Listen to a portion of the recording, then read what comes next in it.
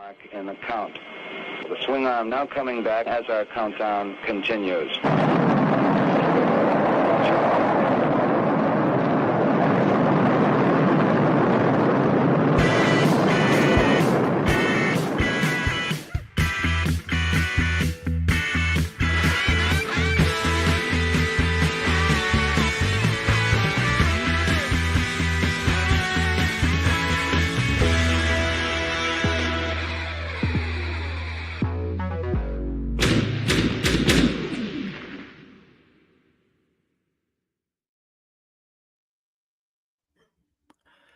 Good afternoon, good evening, whatever the case may be, for whatever part of the world you're in. I'm Brick Something, and I'm joined today by the Collecting Brothers, Josh and John. Hey. If that sounds weird to folks, there's a reason. But what's up, Josh and John? How are you guys doing, man? We're doing good. We're doing good. We out here, picking up toys, checking out cool toys. Excited for Superman. We'll see how it goes. Is that this weekend? Yeah, I think so. Okay. This weekend. I think you're muted, Josh. We lost your audio. You're glitching. Oh, sorry, my mic was muted. No, it's this Friday. Pay the subscription for the AI. This Friday is Superman. Yeah, this Friday. This Friday. Got it. Do you guys, I'm curious, the Collecting Brothers, you're doing a show together, you collect. Do you do movies together, like nerdy movies like this, or how does that work? For sure. Yeah, all the same movies. Yeah. Nice. We have a couple discussions too of Andor, first half of the season 2 of Andor that we've kind of posted about, and then we kind of also want to do a little more of that because we also do watch and consume that media, and it's fun to talk about. Yeah, I didn't even think about that. Yeah, as far as content, but I just meant like, do you all like hang out? Hey, let's go check out this new nerdy thing, and it sounds like So do you guys have like your plans for Fantastic Four? What's this summer? This summer is Superman, Fantastic Four, Jurassic World. Yep, Jurassic World last week. Are there any other big summer movies? I missed How to Train Your Dragon, which I should have seen, but I didn't. Sinners was fantastic. I don't know if that was still summer. Was that summer anymore? Or was that earlier? It was on HBO Max though. It was before. Now that's HBO Max, but it was in theaters and. Anyway, that's awesome. I love it. You're actual brothers who like to spend time with each other. Like my brother and I, my brother was just on the show last weekend, so I kind of got that Collecting Brothers vibe. Nice. So anyway, thank you guys so much for joining us today. If you're in the chat right now, joke's on you, because this is actually not truly live. We filmed this a couple of days, like earlier in the week. Because I am actually in the future. It's probably Monday morning, about really early in the morning, because I am in Japan right now. So I'm not there, but I'm in Japan, and I asked these guys and a couple other folks to kind of do some pre-records. So I'm super grateful to them. I hope y'all in the chat are patient. However, I should be up and in the live chat. So I'd love to talk along and chat along with you like I do when these guys premiere their videos. Brick, highly articulated Adam. Don't forget Stone Capybara. And definitely don't forget Stone Capybara, because I feel like the last episode, whatever it was, Stone, if you ever happen to see this, he or she, I don't know who they are. They were just next time, guys, you should, I know it's great to see friends chatting, but, you should involve the new guy. And I was like, oh, man, my bad. Didn't mean to. Yeah. And I get it. But Stoned, I'm in Japan right now. And for my son's birthday, we are taking him to a capybara cafe. So we will be among your people. Nice. There you go. So anyway, I love what you all do, as you know, but for the folks who don't know, can you tell them a little bit about your channel and your sort of schedule, particularly with like the news and all that stuff? Yeah, for sure. So it's me and Josh. We're actual brothers talking about toys, and we catch us every Saturday at 9:30 MST. So that's 8:30 Pacific PST. Bowl of cereal Saturday morning. Collecting Brothers. Yeah, that was John's idea. Yeah, that was that's kind of the vibe we wanted to go, just to hang out and talk toys, and it's fun because like it's just me and Josh talking. We just take our takes on our figures that we have, and sometimes it's figures that Josh has never seen, and sometimes they're figures that Josh has very, very strong opinions about. And so that's kind of our little gimmick there. Very strong opinions, Josh. You're real quiet right now. Maybe you're gonna unleash. Exactly. John's he's more of the details, the moderator. I get the takes. Yeah. You're like, I don't know. This sucks. No, not at all. It's super fun. It's great to sort of see you guys do your thing, and it's clear that like you've almost, it's like, you know, you've known each other as nerds for a very long time in life. So it's awesome. It comes across on the screen, and I love it. Thank you. Yeah, man. So Saturday mornings, it's usually like a double feature for me. It's like, okay, Saturday morning toy collection. Okay, great. I was about to say Foosh. Robo don't know. All right, cool. You know, it's kind of this cool like Saturday morning thing. Yeah. So it's cool. Check out the Collecting Brothers. Go over there, subscribe. You're probably already subscribed, but you're not for whatever reason. And go watch on Saturday mornings, because sometimes these guys aren't there. Usually, Josh, you're not there. I'll be there. I'll be there next time. No, and so some of us start to wonder: is Josh? Is he AI? So I think it was like last Saturday or the Saturday before I started, type J.O.S.H. I think there was an acronym I came up with. Yeah. And then sometimes it's just me and Adam in there, and then like where are these guys? I don't know, but no. So anyway, check that out, and hopefully you're not doing that. So if you're watching this now and you're like, well, isn't that what's happening now? It's pre-recorded. Again, I'll be there. I will chat. I'd love to know what you all think about the stuff that we look at. And yeah. So this is the part of the show where I usually like run down and say hello to the chat. So hi. Hello. Whether it's Solo Center, hey, good to see you, or Nolan, or Ray. What's up, man? Ray. Oh, wait, Adam, how do you articulate it's here? Awesome. So yeah. Thanks for watching, guys. Josh Brown, shout out. All the folks, Recon Rage, everybody who's watching. I know and appreciate you. I know you're probably there, so thank you. All right. That said, actually, one little order of business. I do this thing where, because I'm just such a nerd and I need to see stuff. I do put together a document that has all the links to the stuff, and it's actually really important to me, especially with all the indie creators, customizers, etc., that folks go follow them. So you can either use that URL that's passing right there, or you could use the QR code that's over by Josh's beautifully trimmed beard over there to go check out that doc. Okay, now let's get started. I'm going to move us there. See, look, that worked. There's actually 3. And I was kind of joking around because, John is the older brother, Josh is the younger brother. I'm a younger brother, so I'm going to give him a little bit of raise the hierarchy there a little. I know what that's like, man. No, my brother's great. Okay. And we're going to talk some toys. First and foremost, in addition to all the news stuff that these guys do, they do a great channel. They do a real channel where they actually produce content.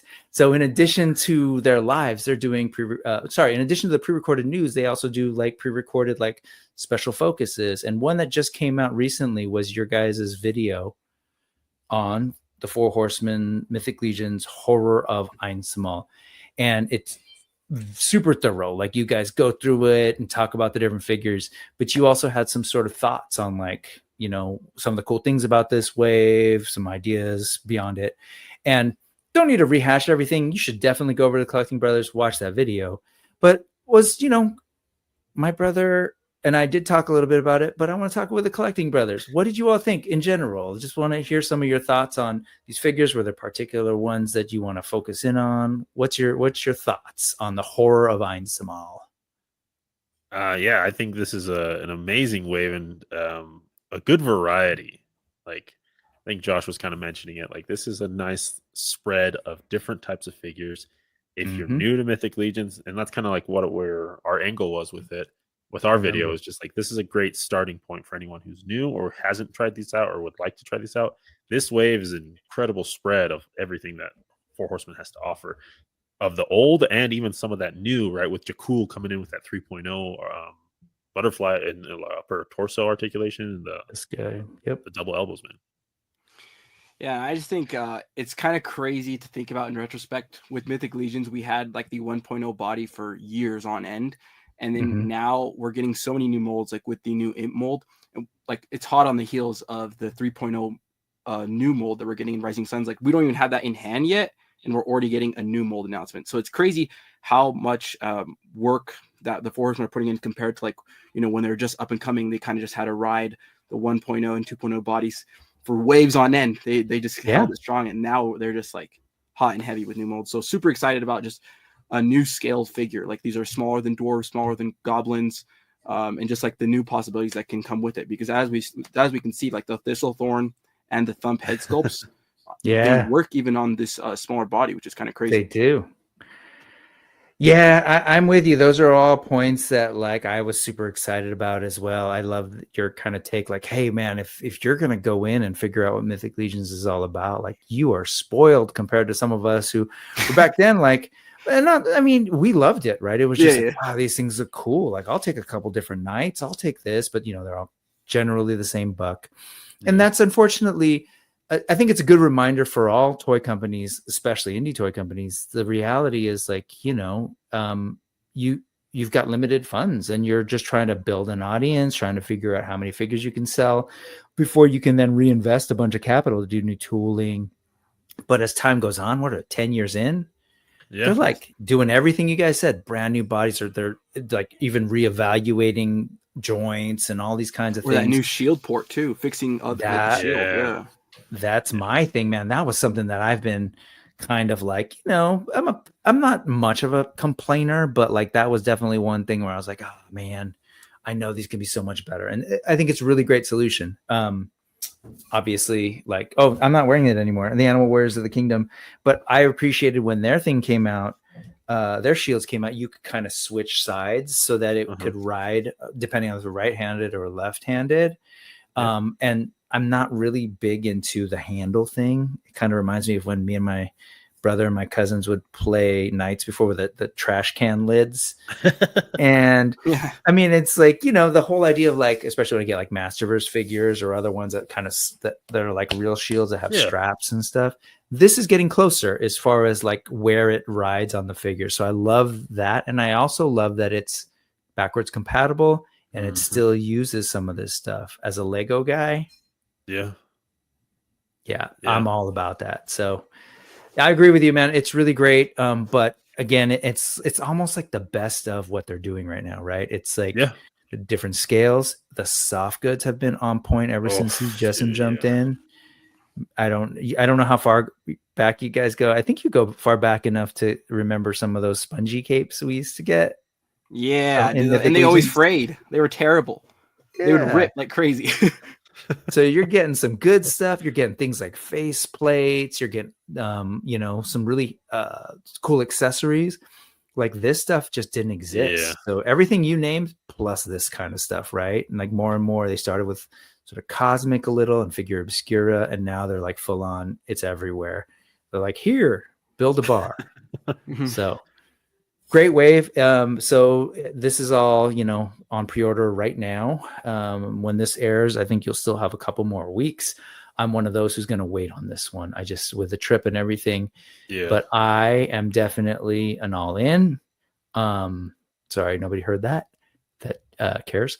But yes. And I'm trying to figure out if I'm getting doubles. Where are you guys at with that? What's your thoughts on your purchase habits for this wave?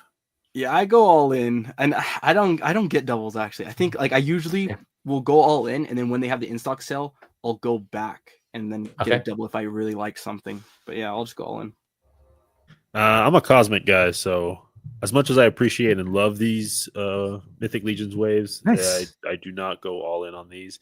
I did pre-order some of the Windaji, the Cackler, and the Roman Centurion soldier. But I just wanted to see the 3.0. Do you have thoughts about, for those 3.0 and stuff, do you have thoughts about trying to mix and match for like a cosmic kind of thing? Or are you just gonna? No, I'm just interested to see what their new articulation scheme is looking like. And I don't know, it's kind of the same reason I picked up a Maximum Spider-Man from Hasbro, right? I just wanted to see what it's about. And for science. Yeah.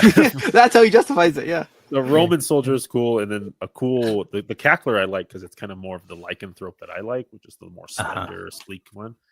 Yep. So those were just more appealing. And then add the 3.0, I was like, yeah, I gotta get those. But yeah, no, I'll wait for the next Cosmic wave to drop before I go all in. What about you? What did you double on? I appreciate your discipline, man. I haven't decided yet, but I'm really tempted to get some of that imp thing. But as we're talking, the rationality pops in because I've done this before. I'm like, oh my god, we've got this new thing. I got to get that part, and then of course, like they reuse the parts and they re-release the parts, so it's not like I'm not going to get more imps at some point. Mm-hmm. But you just gotta wait. Gotta be patient. Yeah. So I don't know. At this point, thank you for talking me down. I may just do the all in. But I will say, for those of you who are like wondering for yourselves, and the Mythic Legions like aren't hard to sell. And I will say these are the cheapest ones that the cheapest prices you'll ever get when it comes to like the pre-order phase. And just because we now know, I remember regretting that I didn't get 2 of the Bodvars, because man, these are selling at $80 at pre-order and like $120 at retail. Mm-hmm. I was like, you get this, and like you're recouping a good chunk, because worst comes to worst, you just sell it at the same price that the retailers are after, and you're making $40. Yeah. It's like almost a figure. So almost. There's that. The stupid things we do. Anyways. The collector math is what we call it. Totally. Oh, actually, yeah, let's do some collector math. I was thinking about getting a Byler and an extra Burris. So basically, I just made $84. See that? Yeah, there you go. Yeah, if any of those would be the 2 to double up on, just because you get like the 2. They have the most unique 2 head sculpts, so you can like display all 4. Yeah, and that's the other part of it, is like when they get those things, you're like, oh, I want to display them, and they're, like you said, 2 completely different characters. Cool stuff. Moving on, let's talk about some Zezrays. Do you guys Zezray Combatants Fight for Glory much at all? I do. I have what's that? It's like a big black bull guy. I don't know his name, but he's like a Minotaur. Yeah, the Minotaur. I think that's the only one I have. Nice. So you went for the big creatures that came out sort of as the, I guess, mini wave before these ones, or two. That's cool. So have you ever played with any of the human figures, either men or the women? I don't think so, no. Well, didn't they do a Roman guy, I think? They did. I think I have the Roman guy. Yeah, I have the Roman guy. I thought the soft goods were a little disappointing, but like the articulation was fine. It was all good. Yeah, I don't even remember. I don't have him. Not all of them have soft goods. What is it like? Just like a really material thin, like, leather. Yeah. Okay. How about you, John? No, not cosmic enough. Yeah, not enough sci-fi here. They're cool. I do like to look at them. Yeah. But not my cup of tea. Okay. Well, I love the variety in your collecting. It's funny. We had Ted and I kind of had that. He's doing a lot more of the modern military stuff, but he's now also doing a lot more mythic and cosmic. Kind of my fault, but these are really cool. My favorite figures in Combatants Fight for Glory were Wave 3, when they did a wave of 3 women and then 2 sort of like basic gladiator dudes based on the original book. Those women are like, they're fantastic figures. And they did some things that were truly unique, like different hairstyles. So you can pull them off and do like a helmeted look, or a, kind of a more pulled back look. Things can be removed, and like, there's some really cool stuff there. And they were kind of, I'm assuming, I don't know if they were underproduced or just underappreciated, because those things sold out quickly. And they're some of the most sought after in the line. They go for a lot of money. I got all 3 of the women because I love women figures. Like, and they were definitely like some of the better looking kind of figures at the time. They went back to that and finally have gone back to kind of, do more female characters. But they've also they didn't just reuse the buck. They actually retooled. I'd say 90, all of this actually, head to toe, from what they released before. Maybe the feet are the same or something, maybe some weapons, but there's new sort of articulation going on. And definitely they've upped the deco. So that's this was what I noticed as well. Like, I feel like the joints were looking a lot better. And just looking a lot cleaner overall as a figure from the previous stuff I've seen from X-Ray. Yeah, I don't. The jury's out. I call it Zezre, but I don't. Some people say X-ray, X-Zez. I don't know. But this was Hilder, and they sort of showed her early, and it just assumed, oh, they're out of the wave. But apparently, she is specifically an event exclusive. I thought it was going to be like a different colorway of her, but it's just this figure. We don't see her in the actual wave. So this was that first figure, Hilder, that I forget. They mention what it's exclusive to? Maybe not. I don't know. So it's weird with a lot of these like 5K companies that make their toys that get sold on 5K and other retailers, but sometimes we just do the shorthand. They have these event exclusives, like Zezre did them, but then you can order it separately through 5K and not go to the event. So it's kind of like one of those weird things. Yeah. I think she looks great. And today, actually, I was right before we recorded, this dropped. And so actually, I think it was, earlier today, 10 hours ago. So they actually sort of showed her in hand. I love it. It's like, it's hot, order now. But as the video can, and she actually does look really, really good. The like ab work is upped from last time. But they've now got double knees. They still got single elbows from what I can tell. There's a little bit of a butterfly. But so there's a little bit of look. Come on, 5K. You're getting a little weird now. But there you go. Gooner stuff. Totally. No, the face sculpt looks phenomenal. Like I can't wait for when Savage Crucible like does females too as well, because I feel like this is kind of what it could look like. But yeah, no single jointed elbows, that's an atrocity on this. It just like ruins the figure almost for me. Yeah, I don't know. It doesn't quite ruin it for me. I totally get it though. And it feels weird, right? Like if you're going to do one, I guess people are still saying like it can hit something about the cuts and stuff. Yeah, the cuts are deep. But from what I can see. Yeah. It's like, think of it like a Black Series cuts. Yeah. Yeah. You can get a little bit past 90 on that. I'm with Josh on that. Like I want like, look, I can do this, but I mean, I get like people say like not every character is doing these crazy poses, but most humans can do this unless there's like some serious arthritis or like massive steroid issues. But especially like on a barbarian figure like that has limited like clothing, it's just basically like a bare body. Like you want that range because they can hit it because they're not going to be hindered by any of the sculpt really. Right. No big armor things. Exactly. Sometimes they do that to preserve the silhouette too of the arm. Yeah. Because they can get bulky and gappy. I mean, we saw that, what was it, Boss Fights, Red Sonja? Yeah. Masterverse kind of has that as well, but I don't know. I've just never been like, well, whatever. I mean, it's to each their own. I get it. And ultimately, they're the art directors and creators of their thing. If this is the look they want, this is what they're doing. And hey, since you're here, what's up, Alberto Plastic Platorium? Let's just... Way to comment, buddy. we don't got the live comments. What's up, this Alberto and this Alberto? Two Albertos, but yeah, he's got two. Look at that. So we're reading chats too. Okay. In addition, the actual wave was this. So there was a dude, Medicus, Cassia, and Berenice. Berenice being this kind of interesting thing because it was the same character from Wave 3. Again, they're doing. They have a human body that's really good. It didn't have doubles, right?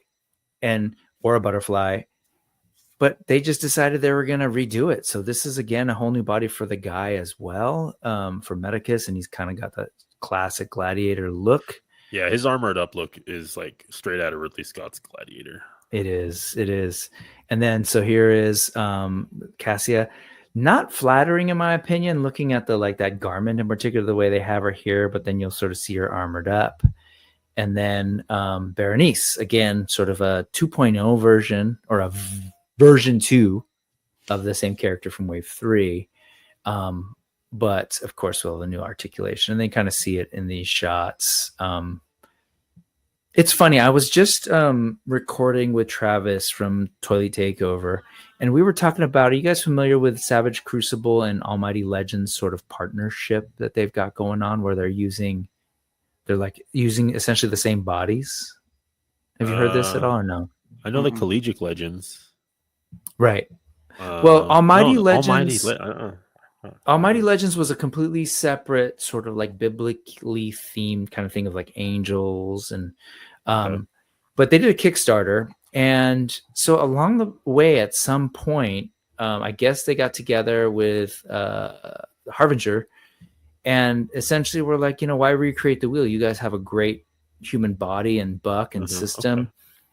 What if we just essentially collaborated, and that's where they're at. So it's like both lines are going to use the same body, but they'll obviously like have different accessories, probably different heads and stuff, so they don't have to do all that R&D. I just asked that because you really have to like the body if you're going to be like, we're building our line on it. I mean, like the Savage Crucible, I have the Lemurians and Josh has the humans. Like, I enjoy that silhouette with the amount of articulation that you're getting. Like those butterfly joints on a Savage Crucible figure are insane. And I enjoy that. Some people didn't like the knees and stuff. I'm okay with like the silhouette that you can get off with that or pull off with that with the double as well. It's not bad.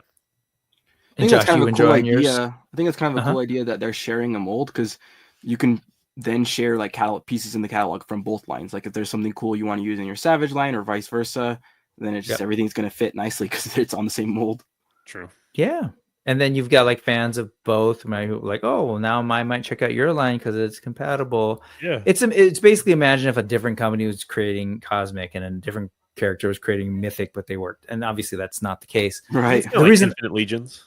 Yeah. But the reason I brought it up though, yes, exactly. Infinite Legions in collaboration. The reason I brought it up here as I was looking through this is like, they're a relatively new company. Like I think this is going to be effectively their fifth wave if you're counting the Minotaurs. And they fully invested in creating a male buff body and a female buff body, and they decided to like completely overhaul them, which is like a lot of time, energy, and money. Yeah. And there's something about that triggered me. Is like, at what point do we go, oh, that's the way to do humans? Great, done.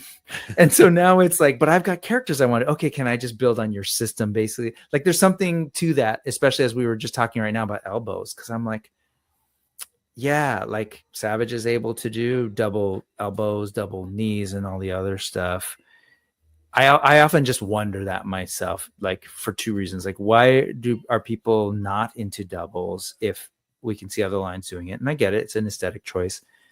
But then there's also this question of like, I don't know, at what point are you like just recreating something to sort of like different? How many barbarians do we have to have before we have the perfect male Conan body, right? Yeah. I get you. I've wondered about that. Realm, and like everyone's been doing these like buff dudes, and I think it's just how buff you want your dude and at what scale. I mean, and so I hear you, but like with Brutal Realm, for example, that big buff body type isn't exactly what we're getting in Masterverse. Like we're not getting, so like I understand that. Cool, do your thing, and then because it's a big buff body, you have to make some unique decisions about how to make it look and move. But I look at this guy and I look at, say, a Savage Crucible, or really like even the AWOC human forms that they showed off. And I'm just like, at a certain point, it's like, oh, this articulation system works really well. So does this, sort of. Like, at what point, if they don't actually collaborate, at what point do they just go, man, that works really well. I'm just going to copy that. And maybe, but they don't. I'm on the side of hopefully they don't, because I rather have competition and have people innovating on designs and creating a more refined figure along the line. Maybe they redo things, maybe they don't. But I think like I like that we have other companies making different humans. Like we have Frazetta girls making. I agree. Figures, Mezco, Savage. Like I think it's fun to have all these different choices. I fully agree. I'm just sort of hearing some of the conversation, like with Josh, you're saying about like, oh, that's a crime that they went to single, right? Where it's like at a certain point, when does the sort of sea change happen where people just sort of accept, you know what, double elbows can work? Because again, to our point earlier with Four Horsemen, for the longest time, Eric and company, they were like, no, we don't do double. We don't like the way it looks. And what happened in 3.0? We just saw But I think that's pressure from I don't know if I want to use the word pressure, but that's like them looking at their market and their niche and seeing other companies innovate, and they're not going to be left behind. The Four Horsemen are here to play. Like, they're one of the top dogs. They're not going to get left behind, and so I think that's what we're seeing, and I think that's healthy. Yeah, it is healthy. You're absolutely right. I just sort of wonder sometimes of the efficacy or efficiency, and I don't know. It's just interesting because it's the same question with these guys, right? There was a question of like Jason struggled for the longest time because pins are functional. Yeah.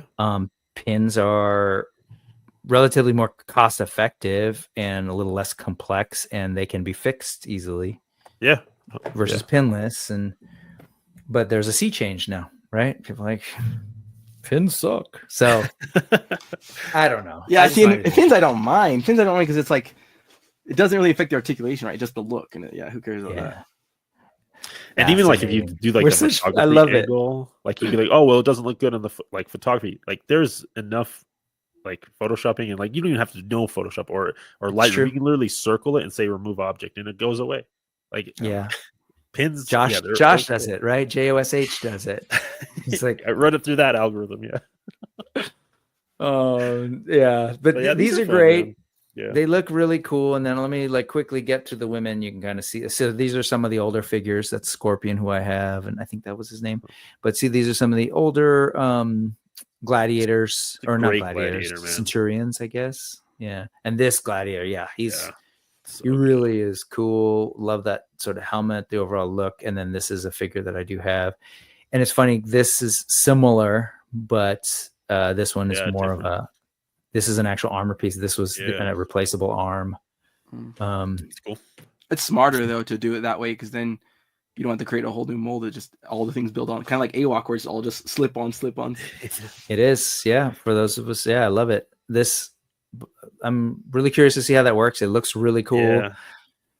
It looks it's funny, like from the front, like you can't really notice the butterfly that much. You don't, front, which is nice. I'm thinking it's a cap, but I don't know. It's funny. It's definitely going to be limited. Yeah. You're thinking that it's just a little tunnel piece to hide gap. Yeah. Yeah, you're going to get a little bit of range out of it, though. You might get a little extra. We'll see. Unless I see those cuts in the pectorals, man, I don't know. Yeah. Or if the whole thing pops out like Savage on the back end of it. That is, I will say, that's one of my least favorite parts of it. I was kind of a little bit bummed. Well, it literally because like you pops out and there's like a tab sticking out the back. Yeah. But you get like that much more range with it. If you're facing forward, the figures, you're never going to see the back of the figure. You're right. You get range, but in my head, I feel like I broke the figure. Like at first, I was like, "Am I supposed to do this?" But I don't know. Yeah. But no, it's at the end of the day, it's all silly. Like I'm not right. There's no right or wrong. Like it's just these weird things. Like that's why I was laughing when Josh was like, pins, whatever. Articulation's great. Who cares how it looks? And then other people are like, no, dude, Eric Treadaway like built this. It has to look good, you know? So, but it's just whatever you're like, whatever you're using your toy for. Yeah. If you're like a photographer or stop motion, you want that. But if you're just there to play it and move it, that's This looks amazing, man. I was going to say, remember the purple, cocktail dress she had earlier, like that's sort of here, and it looks much better with the armor on, and even the proportions look better, because I felt like when she was just in the human form, the head kind of looks small and the shoulders look really broad for a female, but once you put the armor and the helmet on, it actually the proportions all even out.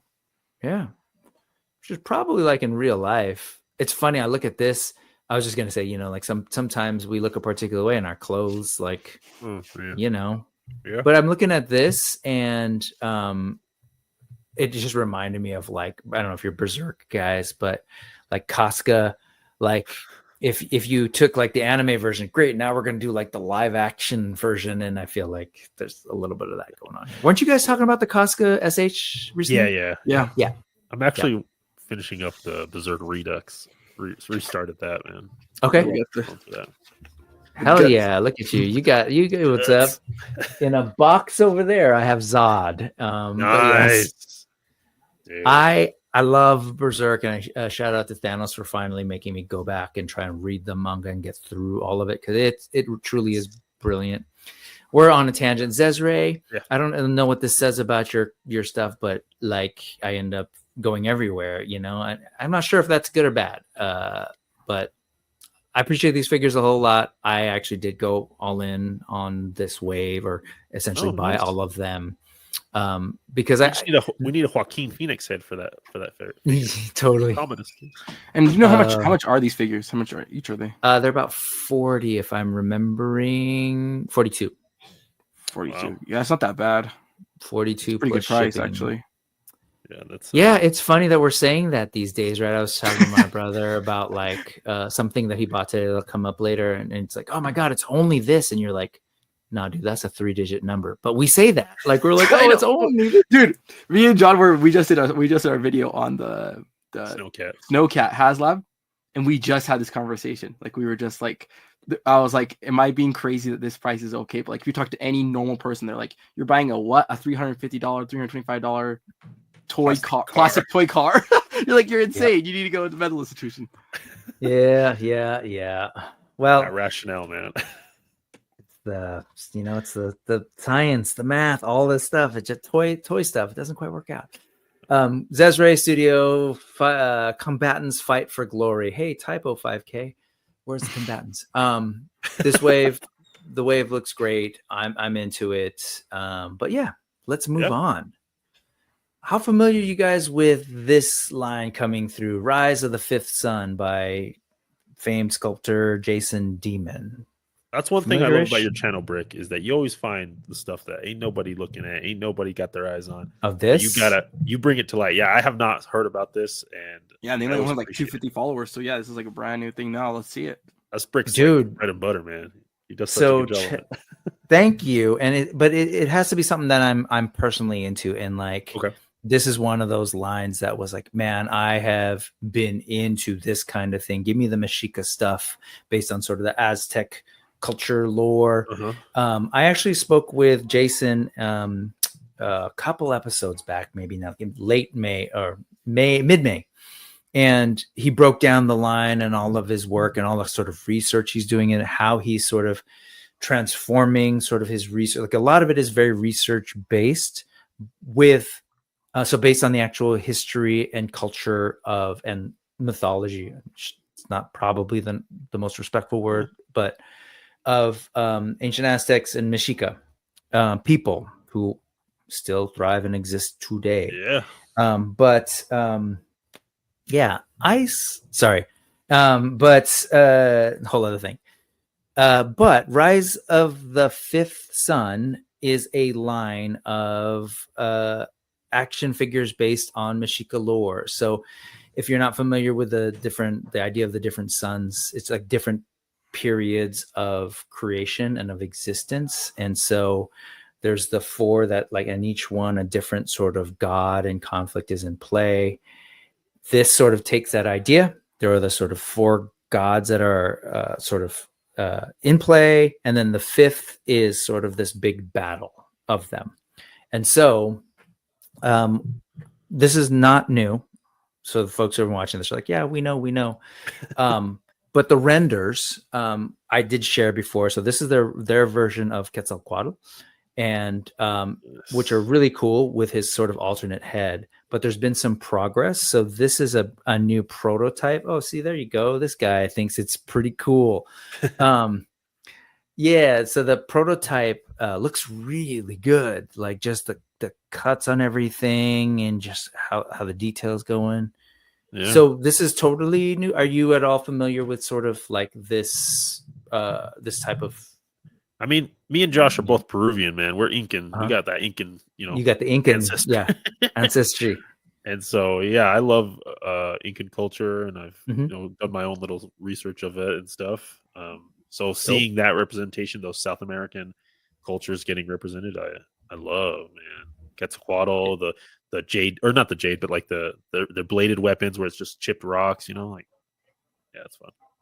That's cool, man. So maybe someday we'll get some, Quechua like stuff, and I can't wait to see all that. Inti Rami, man, the sun god. Hell yeah! What you thinking, Josh? Even just like reacting to what you're seeing. If this is, it sounds like it's new to you. These are really cool. I like all the sculpt. One thing I would say that I would have liked to see is I feel, and this is maybe just because it's like better for toys, right? But I think making the body molds thinner, just because when you think of kind of South Americans, like we're runners. Like if you look at like any Central American or South American like people, they're very thin bodies. They're not really yoked out, and so I think maybe it's just more of like a toy thing. And I feel like I had this kind of the same issue with like the Brutal Realm, like the Chief Mato figure, where it was just like, when have you ever seen a yoked out kind of native person? It's very rare. That's a lot of bison, but yeah, no. Yeah, exactly right. But besides that, I think the sculpt is phenomenal. I hear what you're saying. The digital render looks way cool. I love the bird alt head. And the weapons look great too. Yeah, so they also released this video just today. It looks like 5 hours ago ish. That sort of shows some of that, and you can kind of see the process. And I'm a sucker for this. Definitely go check out that episode of the news with Jason. There's that sort of prototype head. There was some things. Trigger warning, Josh. If you do go back, he does talk about some of the limitations in articulation that they're trying to figure out. But maybe you can help me and wage a campaign to get them to get that sweet spot of the stuff that I think you and me want, the doubles, the ankle rocker and that kind of thing. But anyway, I'm looking at the prototype. There was like a quick shot of the body. There was like a ball joint that seemed to be going on in the foot that wasn't there when he was initially talking about it. So it seems like they're figuring it out. At the end of the day, it's just a matter of cost, and which I get. It's an issue with tooling. That's hard. So you can kind of see. Interesting. That's what they're going with. Foot or ankle. So it's a ball joint that'll get a little bit of that simulation. It seems like depending on what space is available. Right. How much rocking you can get out of that. Okay. Well, were you digging for something, Josh? Yeah, it's kind of like how imports are. Like that's how like figure arts kind of are. Yep. It's true. Well, that wasn't even part of the conversation that last time. So it's cool to see them kind of iterating. Maybe they were hearing some of the feedback. Yeah. I definitely did a little bit of a Josh style gasp. What?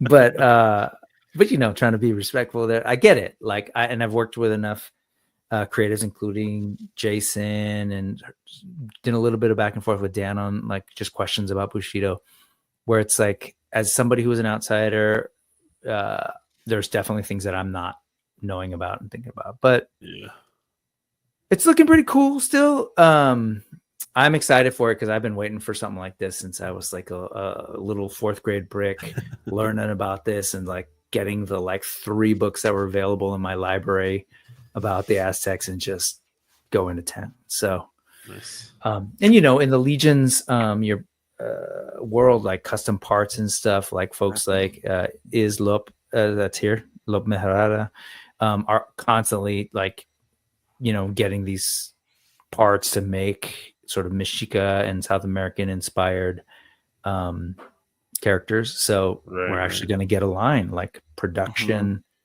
quality so that, it's just going to last longer and that kind of thing. So I'm excited. I'm happy to see the progress, man. And thank you for recognizing that sometimes I do stray to find things. And I honestly, I'm not trying to find new things, but like sometimes there's just some stuff that unfortunately people aren't like seeing for whatever reason. Like with AWOC, that's how I felt it was in the beginning. And so I don't know. It's like, well, if nobody else is going to talk about it, I want to, because it's cool. Yeah. And clearly, if you look at sort of like the responses, like there's folks, since we don't have a chat here that we can interact with. That's cool. Yeah. Anyways, by the way, chat, I would love to know what you all think about this or anything else we talked about. And I'm probably chatting all about it in the chat. I know you guys love some kaiju. Did you see this go up a couple of days ago? This person, Timus Productions, who I'm not familiar with. Okay, so I wasn't familiar, and I was going to rely on you. I don't actually know which figure it is. I don't know if it's a Haya or what. I don't know how familiar you are. Evolved Godzilla. It looks Haya. Like I believe that's the figure arts though, because the Haya one looks better. This one looks like the worst one. This is why I love it, Josh. Yeah. This is his figure. Let's lay it out. What makes it worse? What are you picking up on that makes this inferior in your head to the Haya one? Is it a sculpt thing? Is it a? It's like the paint job. The paint job on the dorsal fins, like the pink, it doesn't glow because, like, in the movie it's like bright pink, and the Haya one they use like translucent and then paint over it so it captures the light and really glows, and then the Figuarts doesn't. Got it. Now I don't know. So I've always been intrigued by Gogeta figures. I have like everything from soft vinyl ones to, as kids, my brother had the Shogun Warrior one, which is, definitely a different kind of looking Godzilla. But like, there's been Godzilla toys, and now I haven't messed with sort of modern ones. In my head, it's hard to get a Godzilla figure or Gogeta figure or Kaiju, and then like they're like as tall as my like He-Man or whatever. It's just a weird thing in my brain. And I know obviously I can't. The way to do Godzilla would be just to sell cosplay parts, and I'll just stomp around on like my figures. That would be the only way. But I kind of like how so this thing educated me in terms of like, oh, how do these bodies sort of move? And I kind of appreciated all the sort of different poses. I don't know. I just thought it was this is definitely needless ephemera that Brick saw and wanted to share. But have you messed with this figure at all, either of you? I have the SH figure arts Godzilla from, I think, Godzilla versus I can't remember. King of the Monsters. And it's fine. Legendary. But yeah, it's from the legendary one, and it's fine. Like, you can do anything you need to do with the Godzilla figure. This is definitely going beyond that. But it's fun. There's a lot. I have to follow a lot of some stop motion animators that do specifically Godzilla content, and it's hilarious. It's pretty hilarious. But yeah, this looks great. It definitely goes beyond that on multiple levels in terms of like what you need or whatever. But when I think about like some of the movies, like again, I keep imagining there's like a dude in that suit, and like, what if that dude crouched down? And some of this stuff, I laughed when this came up, but I laughed not because it's silly, but it is.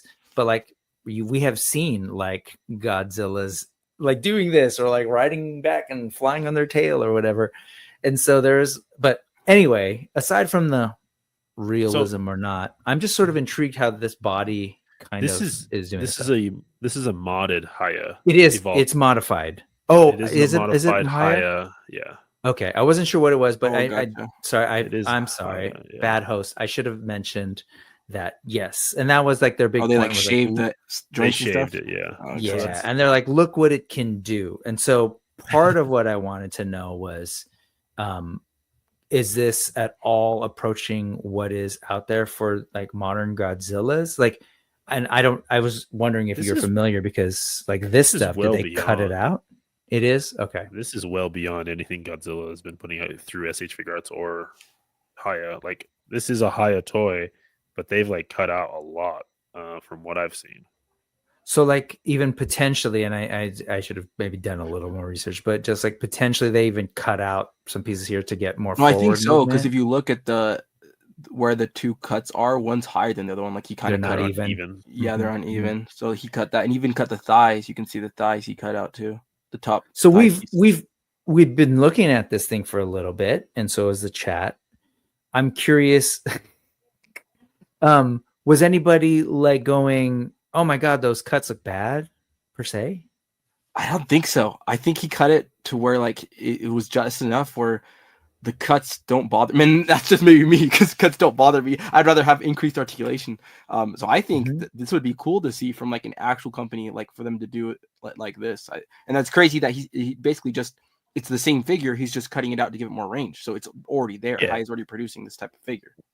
Yeah. Which is like, people do that with Marvel Legends. Anything with a ball joint, like Maximum Hulk, they just Dremel out the sides or cut into it a little bit, and you get increased range.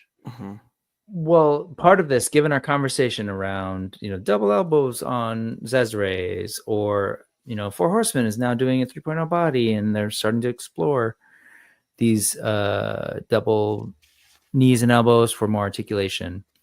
What's funny to me about something like this is the toy allows for it. Now, I don't know if maybe some of these modifications, maybe like when you move it, things pop off because there's, but like as far as like proof of concept goes, like a lot of these toys that are production toys with just a couple of edits could potentially achieve a lot more than what's sold to us, right? It begs the question, why don't the companies like potentially look at the like push it more? You know what I mean? Like, I don't know if it's maybe a cost thing, like, oh no, we just got to get this out, or maybe they're running some numbers and going like, oh, our figures sell fine, and without all that extra stuff, that's extra R&D and research and more tooling, like, don't worry about it. I don't know. And it could be as simple as like, we already sculpted that piece.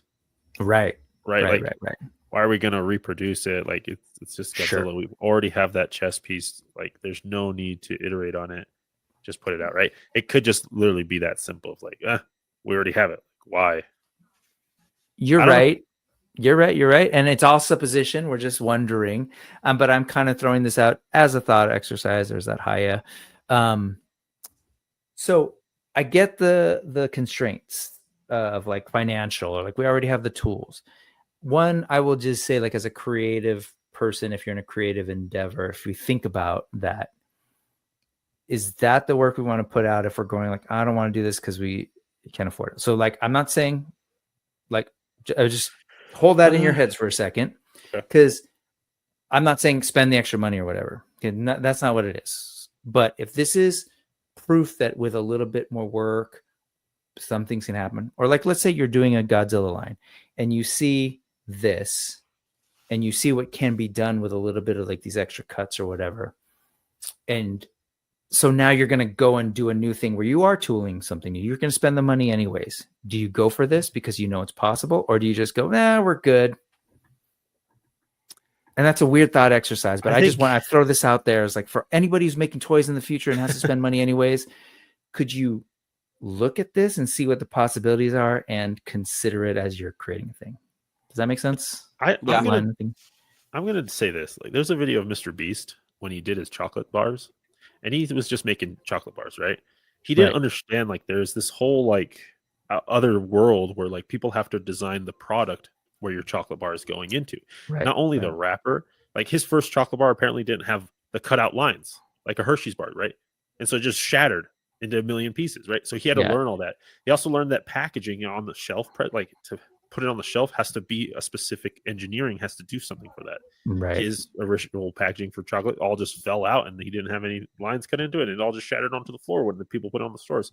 So I think there's a lot more than just like, we can cut away a little bit more of the plastic. Agreed. But I think there's also a like, how structurally sound is that figure? That it comes into play that we're not really thinking. We could cut into it a little more, but how sound of a figure is that going to be? And I think, I don't know, that's my kind of my first thing. Like, we have these customizers who cut into things, who extend the articulation and push those limits.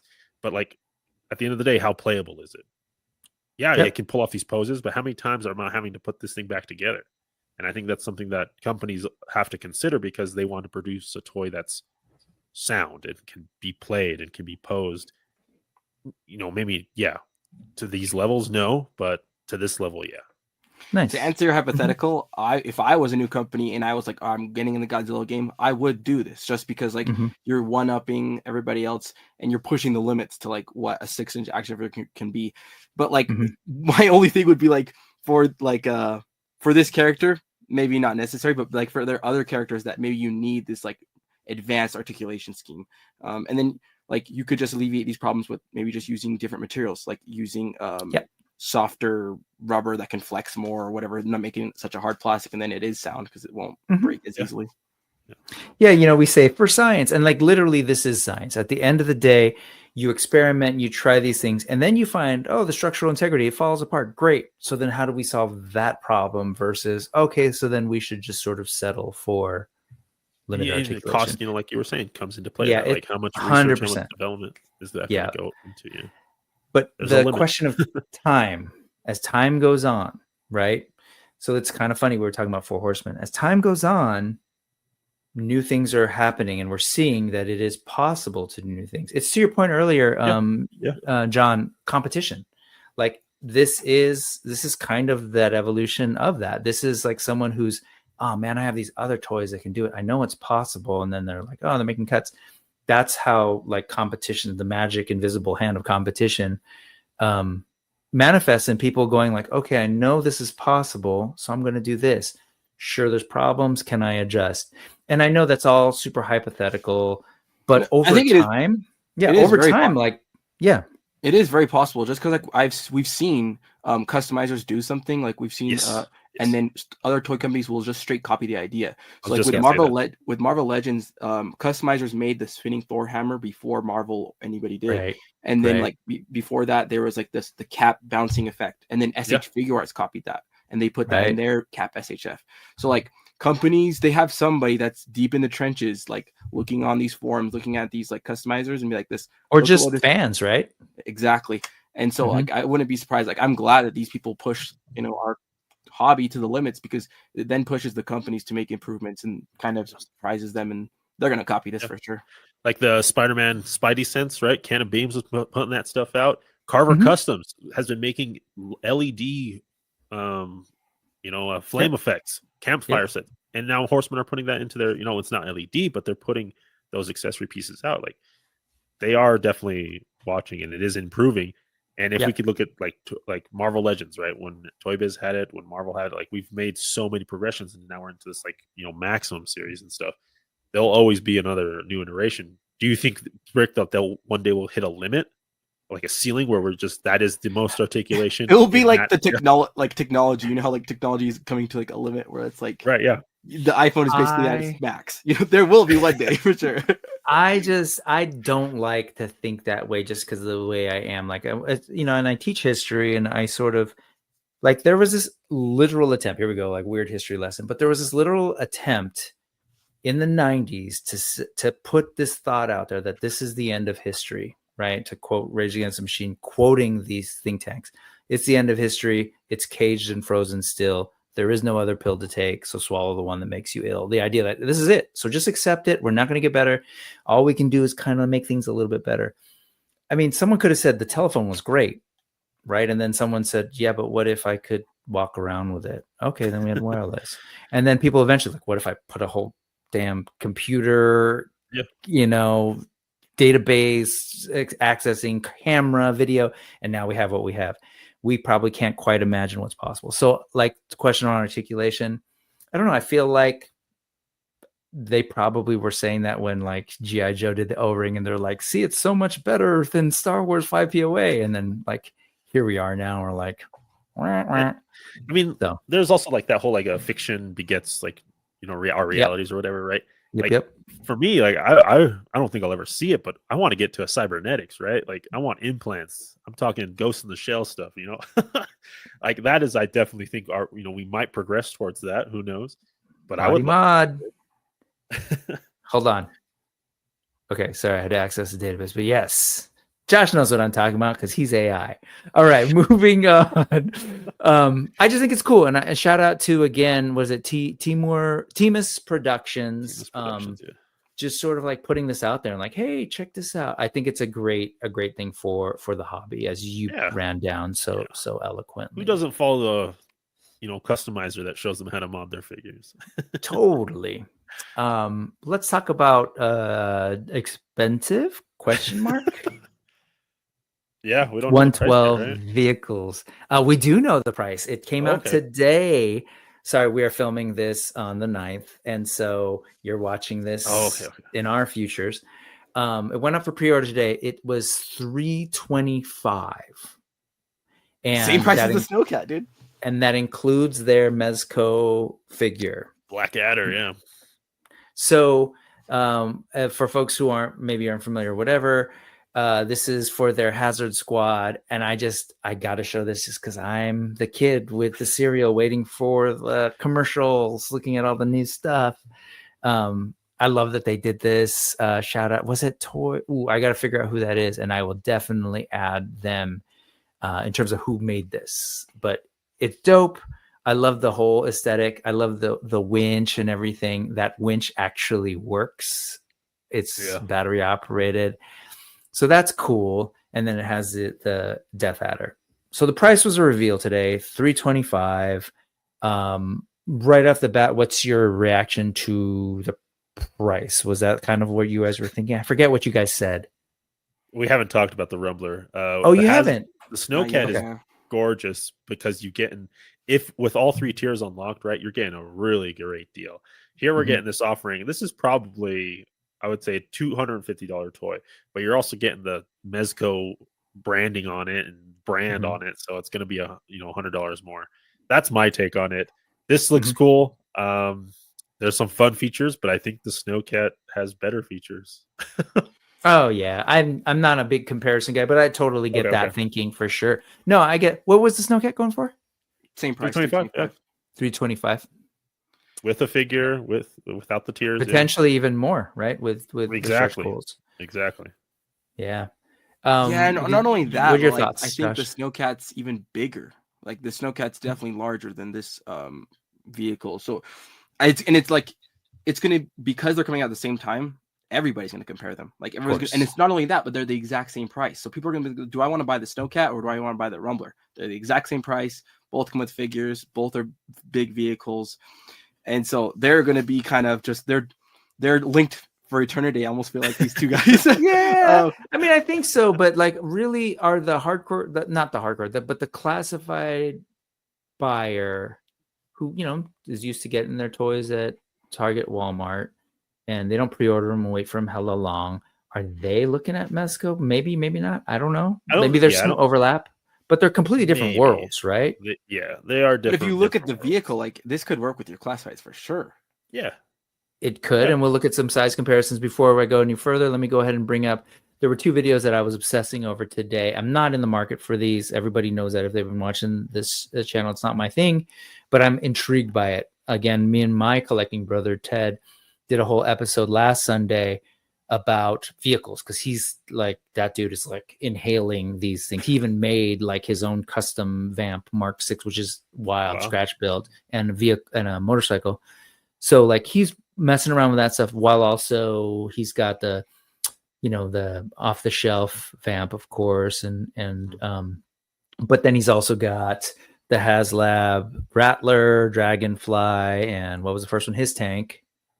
He's got some other. He's in for that Phalanx by Gridiron Studios. I don't know if you've seen that, but that's amazing. It's big giant APC. So he's all about like the big vehicles and stuff. And so we were on, and he was looking at this thing, and we were like, oh yeah, this one doesn't look so good. It seems like it lacks some detail, etc. And then today we were going over this. He's texting back and forth, and he's like, dude, I need to go back on your channel and apologize and retract everything I said, because I love this thing. And like, it was a span of a text of maybe like a gap of like 5 minutes. It was like, I don't know, man. I'm still kind of torn. I'm thinking about it. And then 5 minutes later, I bought it. So he got his, and I've been obsessing over these videos. So shout out to D Amazing. And then I'll kind of be popping back and forth between Bat Bomb 82, both great reviews and great rundowns. But as we continue to talk, so I hear you on the comparison price wise. That's why I generally stray away from the conversation, because I don't know. My sense is we buy what we want, right? Like, I was just talking about like, I'm all in on whatever this, and considering doubles or Zezre, and like other people be like, dude, you crazy? That's like, my figures are $20. You're paying $40. So I wouldn't argue with that person. Like, no, I get it. You love what you love. I'm stuck in this thing. And so the other piece is like, but when I do compare sort of the Mezco and classified buyer, what are you used to paying for a classified figure versus what a Mezco person's used to paying for a Mezco figure? And then, so like, again, doing the collector math, if you're a Mezco buyer and it's the same price as a HasLab, are you then saying, wow, this is a great deal? Because you're used to spending like what, 2 or 3 times on a figure that you would for a classified? Yeah, but does that make sense, man? Mezco fans, they're different. Like, not in a good way. I'll say it. You're just different. Yeah, They're just different, man. I don't know if that. Yeah, like it's just different. You're right. It's different worlds. Yeah. But by that logic, if you're so used to spending like $100 per figure, yeah, the 300 is nothing. Yeah. Yeah, and like you're like those other collectors. If we're going to talk comparison, you pay what, $20? 20? How much is a classified these days? 25 for a classified, but you're paying $325 for the vehicle. That's a $300 gap. Well, like, but if we do like the collector math, this like you're getting one free Mezco figure, which let's say runs $85, so it's going to cost $250. But if you look at the Snowcat, guaranteed we're going to lock all the tiers, so you're getting 3 figures and an accessory kit. So like the Snowcat actually is not $325. The Snowcat is I would say the Snowcat ends up being like when you subtract $250. Honestly, the vehicles come out the same price. So like if we did the collector math and removed the figures and accessories, vehicle per vehicle, they're probably $250, but the Snowcat's bigger. But I guess but I hear you on that. But if you're like, again, I pay almost $100 for a figure, you pay $25. Shouldn't my vehicles cost $600? I mean, and yet this one, because the price disparity is coming from the soft goods, not from the plastic. Yeah, I know. So like vehicle wise, there's no disparity there. It's just same plot, but probably going to be the same ABS plastic, right? So you can't translate the price disparity from figure to vehicle. They both light up. They both have like back ends, play features. Play features. Yeah.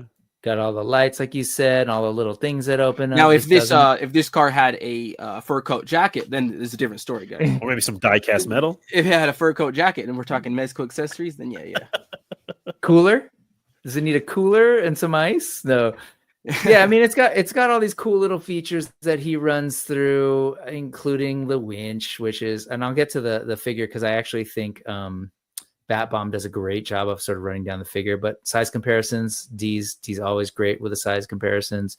So you can kind of see exactly like, okay, well, these are Mezco figures and they're pretty small.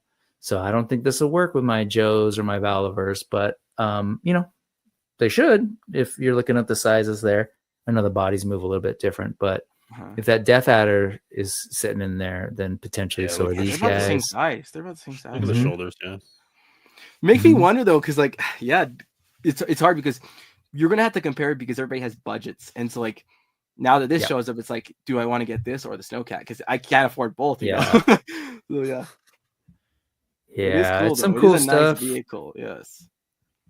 And it I don't know. It just surprised me because like they did their mech, they did all this stuff. It's just interesting. As you point out, the Snowcat is coming out right now that like, oh, are they going to really like, create something that's comparable? But, they did. I think this winch thing is pretty cool. With lights and stuff. Yeah, like it totally just retracts. With lights, I'm not super impressed by, but when it comes to vehicles, I think it makes sense. I was just looking at that Wukong Fury toys, which I'm really into and considering. But like, I don't need light up eyes on my Wukong, or I don't need light up. There's something about that where I feel like if it saved me $5, but whatever. That's just me. The winch aspect is really cool, especially because like I'm all about comparisons. So like when you compare this to the, I believe the Firefly I think also had a winch on it, but it was non-retractable, right? And you just had to do it by hand. And so like, it's kind of which is the Firefly? The chopper. Dragonfly. Oh, sorry. My bad. Dragonfly. Yeah, the Dragonfly little helicopter HasLab had a winch too, but it wasn't retractable. So like this beats that. I think that's way cool, the winch part, because I feel like you can use that in a lot of different ways. Agreed. And shout out to the art too. Like this stuff, this is give me my cereal, man. Bring me back. I think this art is really cool. Teasing like potential other figures coming in. Dang, that squirrel thing is sick. I'm all about the pictures. Yeah. And then the other thing, like I said, I feel like he did a particularly good job of showing the figure and just the soft goods. We know that Mezco kills it, but this jacket, the tailoring on that, even though sometimes scaling is an issue, but that zipper is like okay. Mezco do you collect a lot of Mezcos, Rick? I don't. Very limited. Like I've got. Do you 4 have or some like 5. with like fake leather, Clothes? full leather? Yeah. Yeah, I do. Like I got the new Doc Knock. And you're out in California, right? Yeah. Has anything like frayed on you yet or nah? Not yet, and I haven't handled it a ton. It's funny. That's exactly what Ted and I were talking about today about this thing. But what have you experienced? Have you experienced a lot of that? We live in Utah, and so it's really dry here. Like there's zero humidity whatsoever. So I haven't yet, but that's something I would like for them to move away from. Like I feel like I like the leather effect, but just for like longevity's sake, I almost if a Mexico figure has the faux leather, I don't get it. Like I just get the ones. Let me ask you this: like, does it fray? Like, how long is that process? And you're right. Where you're at zero humidity, that's not our issue. Well, here even in the Bay. mine, like I have a Deadpool that I bought off eBay, so it was probably in a different environment for a while, but it started to crack. Like the Deadpool kind of pleather. Like whenever you have quadrant, full, it starts to crack. Yeah, and like I don't even play with it that much either, so it's like it kind of just sucks because it's so expensive, right? They are so expensive, and they're that's pretty fast. And yeah, you're right on that. When I was talking with Ted and we were joking, he was like, "Yeah, I wonder about that and how long it's gonna last." And you know, he's older than I am, and I'm about to turn 50 next year, 49 on August 14th. I'm like, dude, I'm tired. I don't think I'm going to be lasting that long, and I'm enjoying it right now. And well, so that's some other nerd's problem in the future. Here's the thing, and I agree with you. Where I heard you just say brick, and I don't touch it that much, and I'm the same way with my Mezcos. And I think that's the really kind of negative thing with these figures is that they're so expensive, and the materials they use are so breakable that we actually don't even play with them, and so it kind of defeats the purpose of kind of action figures because they're meant to be played with, and which that's what kind of sucks. I wish they would move away from this faux leather because collectors don't play with the figures. Yeah, no, I mean you're right, but I guess I'm impressed by them. But you're 100% objectively correct. So I hear you. The arm looks really cool. Just it's a really cool looking figure. I was watching this. I was like, damn, they do good stuff. It's price wise, I always am like, whoa, that's a little pricey, but we always buy it. I always say this. I always talk trash about prices. I always buy everything though. yeah. Movement's great. Anyway, I thought it was really cool. It's a cool offering. It's timely. See, sometimes there's sort of news. But anyways, you can listen to these guys talk about it yesterday, probably on your Saturday morning show, right? Yeah. Go check that out. They probably had even more to say about it. But look at that movement, man. Pretty cool. Anyways, let's see. A couple of random things and then we'll close out. This was a figure from 5K. When I initially saw it, I was like, oh, I don't know. Nah, it's cool. But it definitely was giving me those, Kamen Rider vibes. I'm sitting here with a couple. And even the pose, dude, that pose is Kamen Rider too. Yeah, and I'm really into these SICs that are like the sculptor and artist kind of redesign them. So clearly there's a lot more detail that wasn't in the show and, kind of buggy. So there's something about this. When I saw this on video, I was like, oh man, but I was really impressed by when they start sort of showing the movement. What's interesting to me is that these companies, they're not worried so much. It seems like coming out of Asia, like, I don't care that it's not a thing. I don't even need to tell you a story. Like, there's just this, like, we have this idea visually that we want to do. What do you think? And there is that kind of buyer. Like, I'm kind of one of those buyers who's like, I don't need to know much. It's cool. And I was having a conversation with someone saying, like, really, is that so radical? When I walked into Toys R Us when I was a little kid and saw a big buff blue guy with a skeleton head, I didn't know what Skeletor was. I didn't know anything in the world. I saw big blue buff guy with a skeleton head. That looks cool. I want it. And so I don't know. There's just all sorts of different types of collectors. I don't always need like a full-on story. And I'm just impressed when a company like this is like, we have a cool visual thing. We think some people might be interested. What do you all think? I don't know. I like that mentality too. I agree. I'm the same way just because I think of more action figures as like art. And so when it's art, it's not, and I'm attached to necessarily the property all the time. It can just be a beautiful piece and that I want. I guess that's like Mezco, right? Because are you getting Rumble Society? Or are you getting? Oh yeah, I Mezco, like, love Rumble license? Society. I love it. I like. What's crazy is I was telling John I love Rumble Society figures more than when they do like license figures. Me But what too. sucks is that the Rumble Society, even though there's no IP, they're usually more expensive than the license figures. It's kind of crazy. It is. It is. That's The pricing thing is a whole other thing. Yeah. What do you But that think one of doesn't what make you're seeing sense though here? because they're not paying for an IP. That one I don't. I No, know, but it's they're- increasing the value of their brand. Yeah. See, yeah. That's what I mean by like Mezco slapping on an extra such and such just because it's Mezco. But this thing moves crazy. Did you see that toe? The toe didn't go one way; it went both ways. Oh, Yeah, and I love that when you move it too, like especially on the shoulders with the butterflies, it reveals more sculpt. It reveals more toy. Like I love that we're not getting gappage there. Like this is really cool. Really cool insectoid. And so, on that note, like if you're not into this, I don't like insects or whatever. But what you just said about how they designed this figure and sort of added additional sculpt, like that's kind of like to the point, the conversation we're again with the light up eyes. But back to the conversation of Godzilla, it's like this is proof of concept that certain things are possible. Like now that we are seeing as either collectors or as creatives making this stuff are like, oh yeah, that's a good idea. Like it kind of begs the question, like, why not shoot for that? And I get there's cost and all that stuff, but I don't know. I feel like to your question about like, is there a certain point where we're going to stop?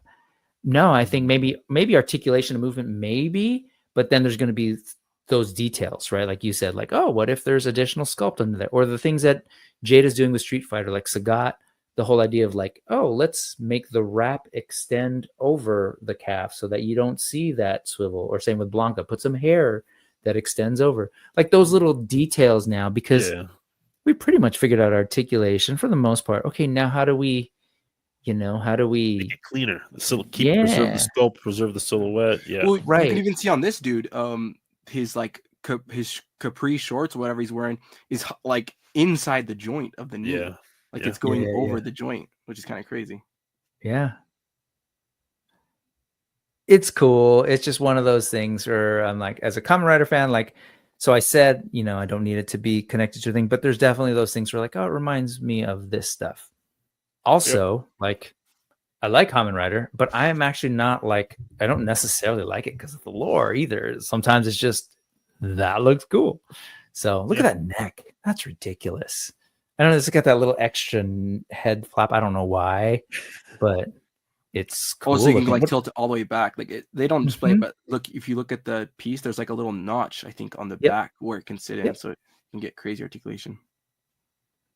It's cool stuff. We're in the world where we've both, like your channel, my channel, where we support indie toy makers. I know you guys went really hard for like say Space Zombies from Mars, where it's like you appreciate this stuff. Yeah, and it's so cool to like definitely just appreciate what they do, but also like when we're looking at this stuff and we're seeing them do things that maybe Hasbro hasn't done yet or whatever, it's like it's so cool to know that these young bucks, right, in toy company age or whatever, they're pushing, they're wanting more. Look at those toes, man.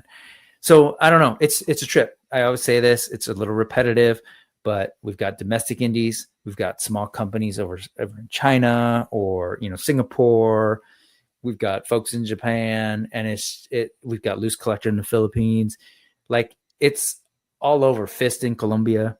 So it's like I just, as more and more people get into this, that just means more and more ideas, more and more innovation, competition, as you were saying earlier, John. That's just gonna push things. And for every company, go ahead. In art, when they're like, sheesh, dude. Those guys, I've brought whatever skills they have into that face sculpt. So again, like the talent's out there. Yep. Yeah. And even also that's what I mean. The quality of figure and the price point too, like we can see with like Storm Arena, where like other companies are gonna have to reassess how much they're charging for a figure if Storm Arena can solicit like that quality of figure for that price. Exactly. I mean, yes, and also Storm Collectibles and Storm has to reassess what they charge, kind of, because it's like, wait, if you can do. Well, I wonder if they just move like towards 6-inch, because I feel like people starting to realize that's where the money's at. Sure, potentially, but like to think of what they're charging for that figure compared to what they charge for the bigger ones, it's not the amount of plastic or whatever. Yeah. Like, as people have pointed out, it does either two things. Either they're running this for some reason as a loss leader to basically compete and be relevant against, obviously the lots of love that Jada's had. Yeah. Or they've been charging a lot for their toys, which more power to them. I haven't got one in thing, hand, right? but I wonder if the plastic quality is different. That's what I'm thinking. Maybe the cost is changing. Like, I don't know. Storm Arena. Oh, Yeah. According to folks who have it, no, it's the same. That's ridiculous. It's crazy. So this is the figure. It's still up, available, and I pretty much in this episode have 76. 76. I mean, the collector math. That's not too bad. Yeah, soft that's goods, So articulation. this is what we were saying earlier, Josh. Look at you. You're saying it's 76 for figure, but it's like it checks out. It checks out. Too bad. That checks out. I mean, but if you're paying for like one of those Centurions for 76, then we might have a problem. But like you're getting this really cool insectoid, man, like with just insane articulation, soft goods, right? Pants and a scarf, weapons, and the eyes that are refractive, right? Like, and when it comes to any toys, I'm willing to pay $10. I'm willing to overspend. I'm willing to pay $10, $15 extra of what I would pay from like a Hasbro McFarlane. So like that's why I'm like, that's actually not bad. Yeah, no, I'm with you. That is how I pay attention. I don't think Joanna's watching, but yes, I'm with you. And I will take back. You said refractive. I love that. I will say in this case, I appreciate the light up eyes. Because it's like it's a bug. Those almost look like headlights, right? So it's like the look of it. It's in this natural state. It's fine. It's more about like they did it with the panda. Hero Toys did it with the panda, and that Fury Toys did it with the Wukong, where it's like when the light's not on, it looks weird. It's like every time they've shown the light up here, they've been shooting a light at it. So I don't know are they light up or are they just reflective? Oh, does it say light up feature go down? Because light up feature usually drives up the cost a lot. Because like Mezco's, whenever they add light up features, they charge like an extra $30. It's just Mezco being Mezco, though. In the video, they shine a light. You guys have been bashing on Mezco all episode. Oh, I mean, I'm not bashing.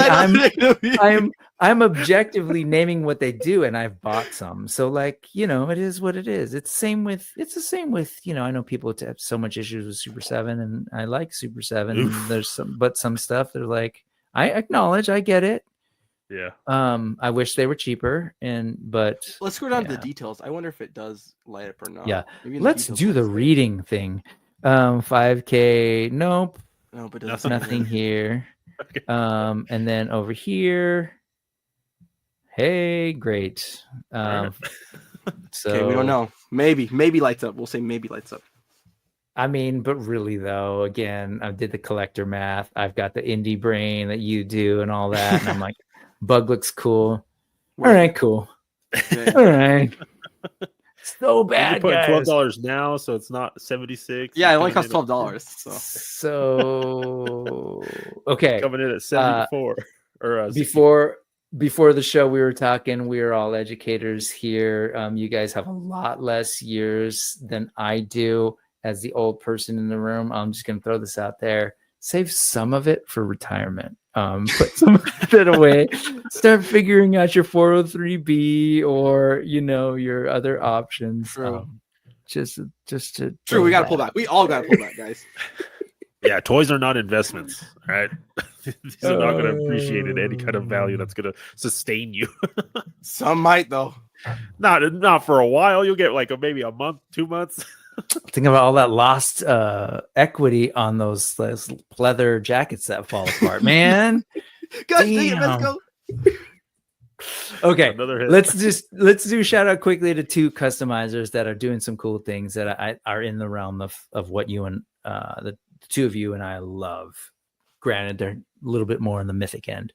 Arthas Zoran, who I love, who is thus far the only custom full figure that I've ever bought was from Arthas, because he does great work.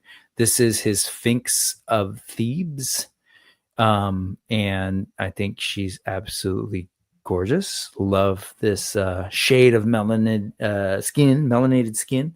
I think these feathers. The coloring is really cool. The wings. Textile. The wings almost look like they are, but that's just his paint, man. Yeah, it's just an insane sculpt too. The sculpt is ridiculous. Smokes, yeah. Look at that. There's like layers, right? Yeah, sculpt is crazy. Yeah. It's really well done. The wings are by Mythic Blue Inferno Figures, and the head sculpt is a Moai way. Okay.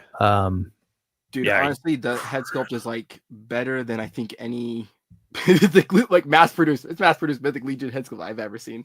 That head sculpt's crazy. Yeah, man.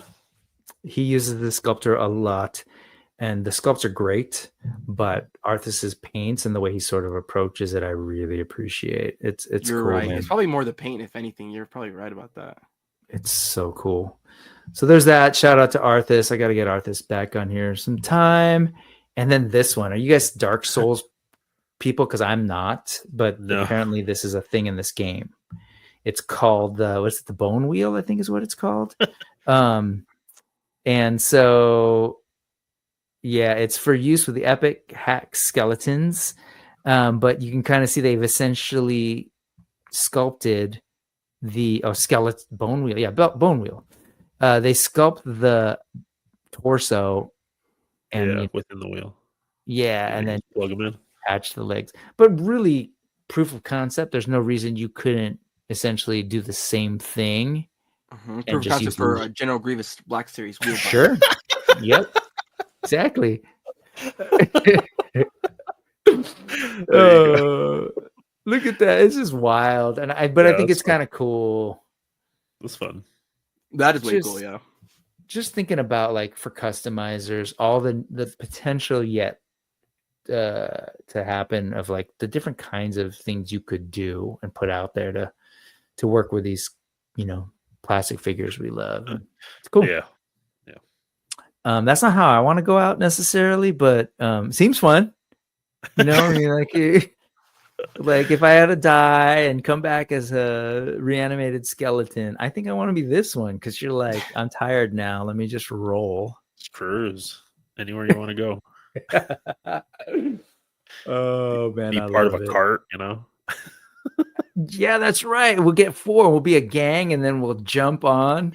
Or no, 3 of us. The 3 of us. We could be a trike, and we just jump on. And it's one of my favorite things. There's an episode of Adventure Time where Jake the dog just wants to be a brick that's part of a wall that's collapsing. Something like I just want to be a wheel that's part of a cart. Nice. That's deep. Shout out to Tyler Temple, Hottest Fuzz Customs, man. It's cool. I appreciate you for doing that. Like seeing something in a video game, going like, I want this in action figure form. So, anyways, man, thank you guys for hanging out with me tonight to record this video. I appreciate you both. I love the toy talk. I don't think you got too spicy today, Josh. Like I don't know. You're saving it for. I'm never spicy. You want to know what it is? I'm normal. It's just John's so unspicy that to him I appear spicy. You know what I'm saying? That's the spiciness right there. Collector sin sal. Okay, I got it. Yeah. I'm spicy like pepper. Maybe it's because he's doing the editing.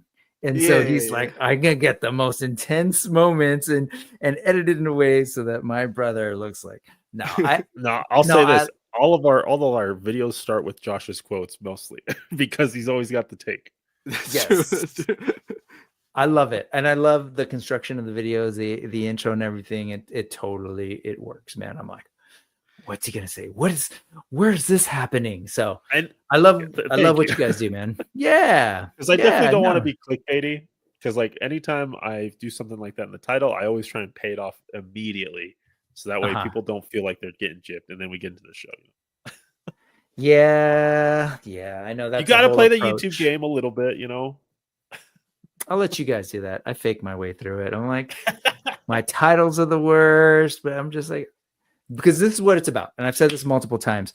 I've created the channel, 1, because I like toys. I want to talk about it. 2, I feel like there's particular types of voices that we don't see enough necessarily on ToyTube, talking about nerdy things in general. So wanted to do that.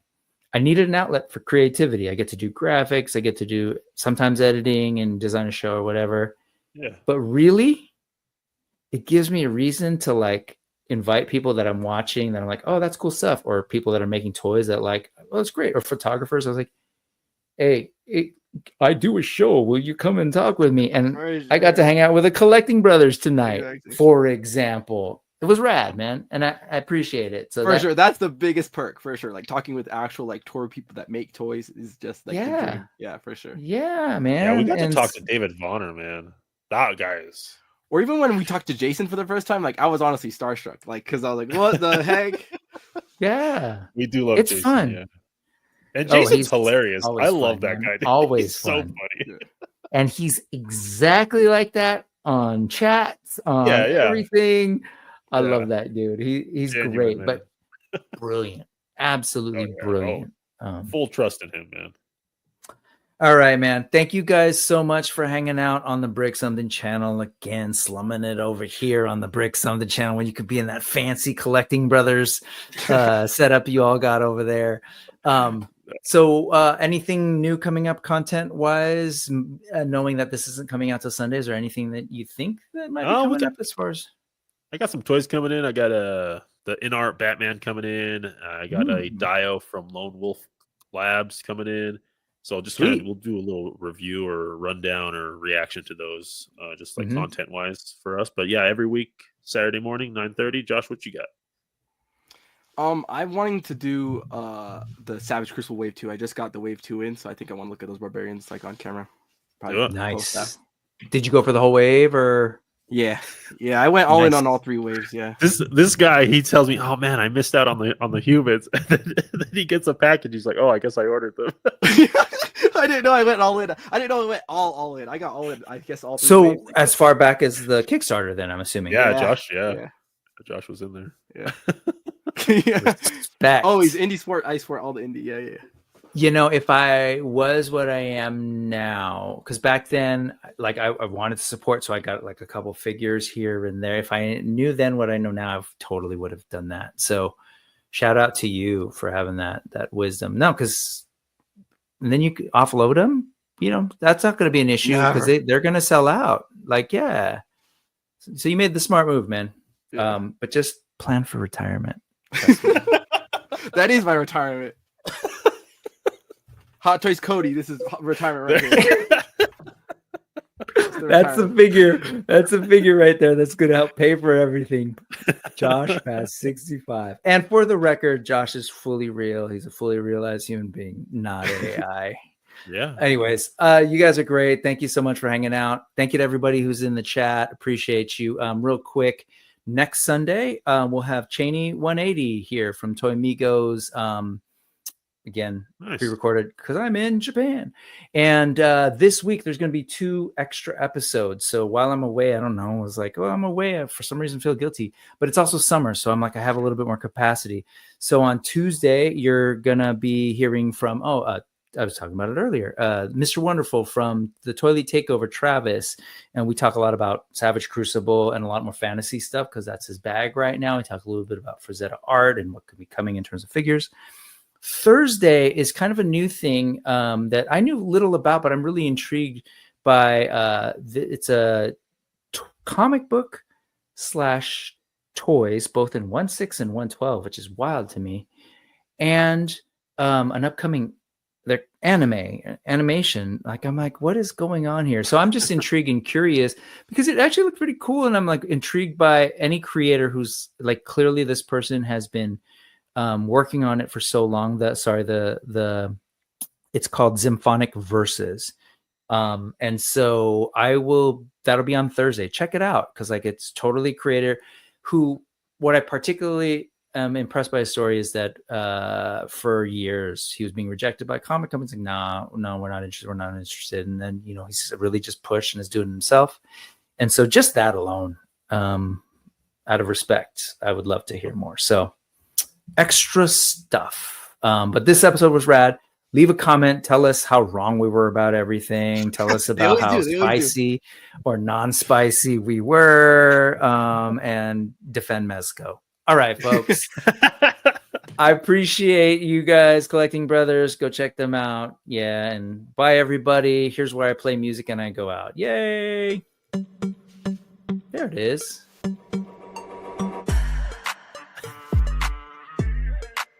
Yeah, yes, I can see them backstage. Man, they're grooving. Oh wait, Josh's programming just kicked in. Oh wait, maybe he is.